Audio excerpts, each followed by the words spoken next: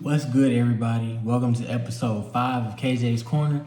I'm the host, KJ Canyon, and today I'm going to be giving you guys my NBA Finals predictions for the 2020-21 NBA season. That's two. And here we go. Woo! That is something. You got to go right at him. On an island. Slam it down. Across. Nice job, Giannis. Deep pitch.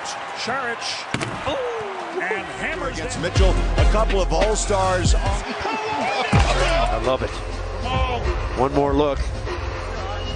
Man, I'll tell you what, if that don't make a highlight Going. And there he is, shot number one. Chase back out. So today I'm going to be giving you guys my NBA Finals predictions for this year. And so far, if you've been keeping up with the league, you know that there's some pretty solid teams out there and there's some really good teams out there. And with the playoffs creeping up around the corner, it's time to start thinking about, who's really a championship contending team right now. And I feel like there's a handful of teams who are like really at that level where they can compete for a championship this season. And I feel like those teams are the Brooklyn Nets, the Milwaukee Bucks, the Philadelphia 76ers. That's it for those teams out of the East.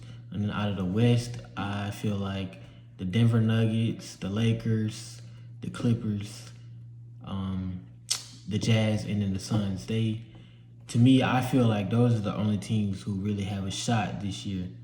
But I could be wrong. There could be a dark horse in this playoffs, and somebody else could, surprise the league and win it all. But for me personally, I just feel like it's up to those few teams. So with those few teams that I just named, I'm gonna kind of go into like detail on why I believe they are the only ones who have a real shot at the championship this year. So I'm gonna take a look at their stats and all of that good stuff. Okay, so I'm gonna start off with the Eastern Conference.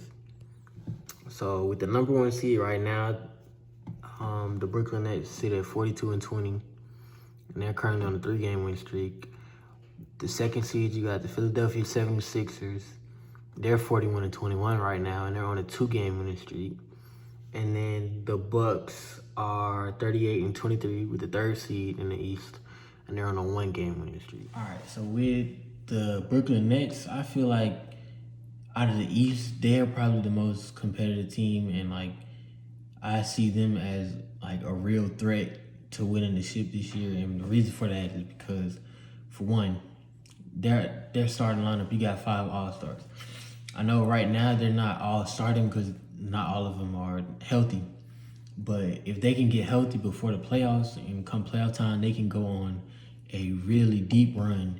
Like you got Kyrie Irving, James Harden, Blake Griffin, Kevin Durant, and DeAndre Jordan. And then off the bench, you got Joe Harris and all those other guys. Like, if they're healthy, it's no stopping. I'm watching this Brooklyn team this year. Beautiful brotherly connection. Philadelphia 76ers, I feel like they have just been on a different level this year, like in terms of Joel Embiid and Ben Simmons' chemistry on and off the floor, their defense, their size, the way they move the ball on offense. It's just been a different season from how it has been in the previous years. And if they can stay healthy, just like the Brooklyn Nets, I feel like they have a shot. Pushing it. Oh, and there's Ben Simmons to rudely. At the East, the Milwaukee Bucks, they've just always, ever since they got Giannis, they've always been different. But I feel like they were missing a piece last year and the previous year, so they really couldn't make that extra push to get to the championship. But I feel like with Drew Holiday, the addition of Drew Holiday this season, I feel like he has been a much-needed true point guard to help be like the third scorer for their team and be just a leader. And that big three with him, Giannis Antetokounmpo, and then Chris Middleton, they have a shot. Like I feel like they just were missing one piece, and I think they finally got it. So I don't know. We'll see what happens come playoffs. Small Giannis the flush. 27 points. I'm gonna move on to the Western Conference. So right now the Jazz are number one at 44-17, but they're on a 2-game losing streak. The Phoenix Suns are at the 2 seed at 43-18. They're on a 1-game winning streak. The Los Angeles Clippers got the 3 seed at 43-20. And they're on a 1-game losing streak.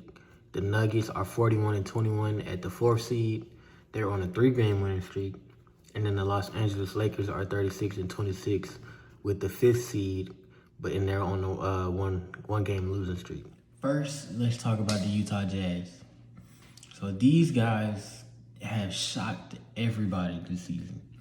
Like last year, they were an average team, and this year they just have taken their game to a whole nother level. And they're sitting at the number 1 seed right now with arguably one of the best teams in the league right now. With Donovan Mitchell, Joe Ingles, Rudy Gobert, they're just a dominant group of guys. And like they had that dog mentality, much like the Miami Heat did last year when they were a decent team, but they had hunger. I feel like these guys are like on that same type of energy with it. So, but yeah, if they keep playing the way that they're playing and they don't choke in the playoffs, then I feel like they have the best shot out of the Western Conference to win the finals. Bake, a little dancing between the legs, cross, step back, 4 or 5 separate moves on one possession from Mitchell. Next, I'm gonna discuss the Phoenix Suns. So the Phoenix Suns, man, these dudes, they have really shocked everybody. Like, if you kept up with their previous seasons, they have been at the bottom of the league.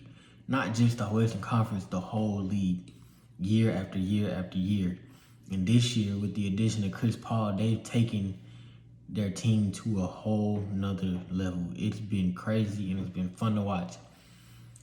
CP3, Chris Paul and Devin Booker have been one of the best duos I've seen in a while. Like, and then you got DeAndre Ayton to top it off. That is an unstoppable big three. And I feel like if they keep playing the way they're playing, you know, their bench is pretty good.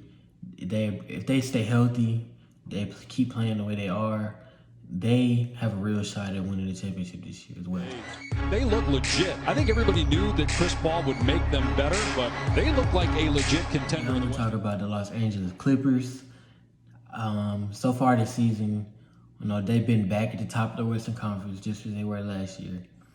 And the reason I feel like they have a shot this year is because obviously you got Kawhi Leonard and Paul George, a great defensive duo, great offensive duo in the league.